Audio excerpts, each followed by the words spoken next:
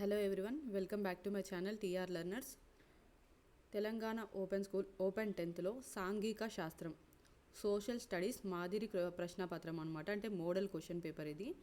ఒకసారి ఇక్కడ చూసినట్లయితే మీకు ఇక్కడ పేజీ నెంబర్స్ కనపడుతున్నాయి చూడండి, 270 అని చెప్పేసి. ఇదేంటంటే ఇంతకుముందు మీకు ఉన్న టెక్స్ట్ బుక్స్, అంటే మీకు ఇప్పుడు సిలబస్ చేంజ్ అయింది కదా, అంటే టెక్స్ట్ బుక్స్ చేంజ్ అయ్యాయి కదా, మారక ముందు ఉన్న టెక్స్ట్ బుక్లో లాస్ట్లో ఇచ్చిన మోడల్ క్వశ్చన్ పేపర్స్ అనమాట ఇవి.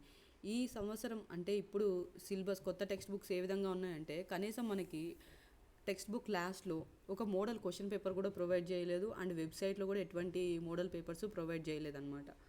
ఓకేనా? కాబట్టి మీకు ఒక ఐడియా ఉండటం కోసం, అండ్ మీకు తెలుసుకోవాల్సిన విషయం ఇంకొకటి ఏంటంటే, సిలబస్ చేంజ్ అయిన తర్వాత మనకి కరోనా కారణంగా అసలు ఎగ్జామ్స్ జరగకుండా, అంటే ఓపెన్ వాళ్ళకి అసలు ఎగ్జామ్సే పెట్టకుండా డైరెక్ట్గా పాస్ చేసేసారు. ఆ విషయం అందరికీ తెలిసిందే కదా. అట్లాంటప్పుడు మనకి ప్రీవియస్ ఇయర్స్ క్వశ్చన్ పేపర్స్ కూడా లేవన్నమాట. ఓకేనా? కాబట్టి ఈ మోడల్ క్వశ్చన్ పేపర్నే ఒకసారి ఏవేం క్వశ్చన్స్ వచ్చాయి, అండ్ పార్ట్ ఏలో సెక్షన్ ఎన్ని సెక్షన్స్ ఉంటాయి, ఏ విధంగా ఉంటాయి క్వశ్చన్స్ అనేది ఈ పేపర్ని బట్టి మనం చూసుకుందాం. ఓకేనా? అండ్ మనకి టాస్ వెబ్సైట్ ఏ విధంగా ఉందంటే, ఏవైనా డీటెయిల్స్ దొరుకుతాయేమో అని చెప్పేసి ఓపెన్ చేస్తే టాస్ వెబ్సైట్లో ప్రాస్పెక్టస్ కోసం ట్రై చేశాను అనమాట. అక్కడ నేను ప్రాస్పెక్టస్ అంటే తెలంగాణ ప్రాస్పెక్టస్ కోసం ఓపెన్ చేస్తే అక్కడ నాకు ఆంధ్రప్రదేశ్ ప్రాస్పెక్టస్ ఓపెన్ అవుతుందండి. అంటే ఏంటంటే ఏ కోర్సు తీసుకోవచ్చు, ఎన్ని ఇయర్స్ ఉంటుంది, మొత్తం డీటెయిల్స్ అన్నీ మనకి ఇచ్చే ప్రాస్పెక్టస్లోనే ఉంటాయి అన్నమాట. కానీ ఏదైతే మనకి తెలంగాణ వాళ్ళు టాస్ అని చెప్పేసి, అంటే తెలంగాణ ఓపెన్ స్కూల్ సొసైటీ వాళ్ళు ప్రొవైడ్ చేసే వెబ్సైట్ లింక్ ఏదైతే ఉందో దాంట్లో ఓపెన్ చేసే ప్రాస్పెక్టస్ మాత్రం ఆంధ్రప్రదేశ్ది ఓపెన్ అవుతుంది. ఓకేనా? కావాలంటే మీరు ఒకసారి టెస్ట్ చేసి చూడండి. అండ్ ఇప్పుడు మనం సోషల్లో మోడల్ క్వశ్చన్ పేపర్ ఏ విధంగా ఉందో చూద్దాం. సాంఘిక శాస్త్రం మొత్తం సమయం వచ్చేసి 3 గంటలు, మ్యాక్సిమం మార్క్స్ వచ్చేసి 100 అన్నమాట. అయితే పార్ట్ ఏకి సమయం 2.5 గంటలు, మార్కులు 80 మార్కులు. పార్ట్ ఏలోని అన్ని ప్రశ్నలకు సమాధానాన్ని మీకు ఇవ్వబడిన జవాబు పత్రంలో రాయాలి.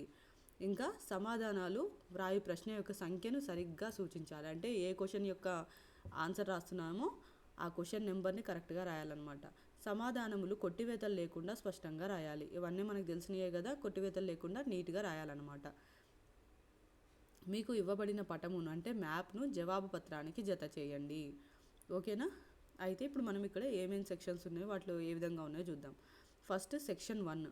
సెక్షన్ 1లో వచ్చేసి ఈ క్రింది ప్రశ్నలకు 3 నుండి 5 వాక్యాలలో సమాధానాలు రాయండి అని వచ్చారు. ఇక్కడ 10 ప్రశ్నలు ఇచ్చారు. 10 ప్రశ్నలకి కూడా సమాధానాలు రాయాలి. మనకి ఇక్కడ చాయిస్ లేదనమాట. ఒక్కొక్క దానికి 3 మార్కులు, 30 మార్కులు మనకి సెక్షన్ 1 నుండి వస్తాయి. ఓకేనా? 30 మార్కులు సెక్షన్ 1 నుండి వస్తాయి అన్నమాట. ఏమేం ప్రశ్నలు ఉన్నాయో ఒకసారి చూసుకోండి. నేను ఏం చెప్పట్లేదు ఇక్కడ, ఎందుకంటే ఇది ప్రీవియస్ది, అంటే ఇంతకు ముందు ఉన్న టెక్స్ట్ బుక్లోంచి ఉన్న మోడల్ పేపర్ కాబట్టి. Next section 2. ఈ క్రింది ప్రశ్నలకు 8 నుండి 10 వాక్యాలలో సమాధానాలు రాయండి. 7x5 35 మార్కులు. ఇక్కడ మనకి 7 ప్రశ్నలు ఇచ్చారు. 7 ప్రశ్నలకి కూడా సమాధానాలు రాయాలి. ఇక్కడ కూడా ఎటువంటి చాయిస్ లేదు. ఒక్కొక్క ప్రశ్నకి మాత్రం 5 మార్కులు అన్నమాట. అయితే 5 మార్కుల ప్రశ్నలకేమో మనం సమాధానాలు ఎన్ని వాక్యాల్లో రాయాలి? 8 నుండి 10 వాక్యాల్లో రాయాలి. అంటే డబుల్ అనుకోండి. 5 మార్కుల ప్రశ్నలకైతే 10 వాక్యాల్లో రాయాలి, 3 మార్కుల ప్రశ్నలకైతే 6 వాక్యాల్లో రాయాలి. ఇట్లా ఏదైతే మనకిచ్చిన మార్క్స్ని బట్టి మనం రాయాల్సిన ఆన్సర్ సైజుని కూడా మీరు పెంచుకుంటూ పోవాలన్నమాట. అంటే మనం రాసేదాన్నే ఇంకొంచెం సాగదీస్తూ, అంటే దానికి రిలేటెడ్గానే రాయాలన్నమాట. ఏదో రాయమన్నారు కదా, 10 వాక్యాలు రాయమన్నారని చెప్పేసి ఏ సినిమా స్టోరీనో సీరియల్ స్టోరీనో రాయకూడదు. ఓకేనా? మనకి దాని గురించి ఏవైతే తెలుసో వాటినే ఇంకొంచెం ఎక్కువ చేసి రాయటానికి ట్రై చేయాలన్నమాట. ఓకేనా? అట్లా ఇక్కడ 7 ప్రశ్నలు ఇచ్చారు. 7 ప్రశ్నలకి సమాధానాలు రాయాలి. ఒక్కొక్క దానికి 5 మార్కులు, 35 మార్కులు సెక్షన్ 2 నుండి వస్తాయి. తర్వాత సెక్షన్ 3. అన్ని ప్రశ్నలకు సమాధానాలు రాయండి. ఇక్కడ ఇచ్చిన అన్ని ప్రశ్నలకి సమాధానాలు రాయాలంట. 3x5 15 మార్కులు. 3 ప్రశ్నలు ఇచ్చారు. 3 ప్రశ్నలకి సమాధానాలు రాయాలి. ఒక్కొక్క దానికి 5 మార్కులు, 15 మార్కులు మనకి సెక్షన్ 3 నుండి వస్తాయి. అయితే ఇక్కడ చూడండి, భారతదేశ పటంలో క్రింది వాణిని గుర్తించండి. మనకిచ్చిన భారతదేశ పటంలో హిమాలయ పర్వతాలు, గోదావరి నది, ఆరావళి పర్వతాలు, హైదరాబాద్, గోవా వీటిని గుర్తించాలన్నమాట. తర్వాత వచ్చేసి కింద నియబడిన భారతదేశ జనసాంద్రత పెరుగుదల దత్తాంశమును కమ్మీ రేఖా చిత్రం ద్వారా చూపించండి. తర్వాత లాస్ట్ది వచ్చేసి రాష్ట్ర ప్రభుత్వం ప్రవాహ చిత్రం గీయండి, ఫ్లో చార్ట్ గీయండి అని చెప్పేసి మనకి ఈ విధంగా 15 మార్కులు సెక్షన్ 3 నుండి వస్తాయి.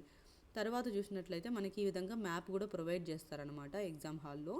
దాంట్లో ఇందాక మనం చూసుకున్నాం కదా, ఇక్కడ హిమాలయ పర్వతాలు, గోదావరి నది, వీటిని మనం ఈ మ్యాప్లో ఎక్కడనేది గుర్తించాలన్నమాట.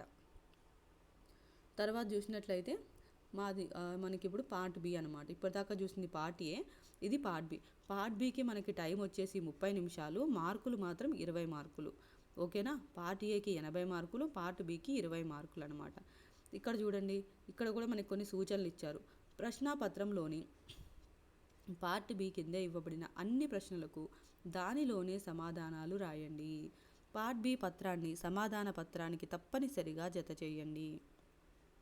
మనకి పార్ట్ ఏలో ఇచ్చిన ప్రశ్నలకి సమాధానాలేమో మనకి ఇచ్చిన జవాబు పత్రంలో రాయాలి. కానీ పార్ట్ బిలో మాత్రం అన్ని ప్రశ్నల్ని పార్ట్ బికి ఇచ్చిన పేపర్లోనే, అంటే ఈ పేపర్లోనే రాసి ఈ పేపర్ని కూడా మనం రాసిన జవాబు పత్రానికి జత చేయాలన్నమాట. ఓకేనా. ఇప్పుడు మనకి ఇక్కడ ఫస్ట్ బిట్ ఖాళీలు ఇచ్చారు, 5 ఖాళీలు ఇచ్చారు. ఒక్కొక్క దానికి ఒక్కొక్క మార్కు, 5 మార్కులు మనకి ఫస్ట్ ఖాళీల నుండి వస్తాయి.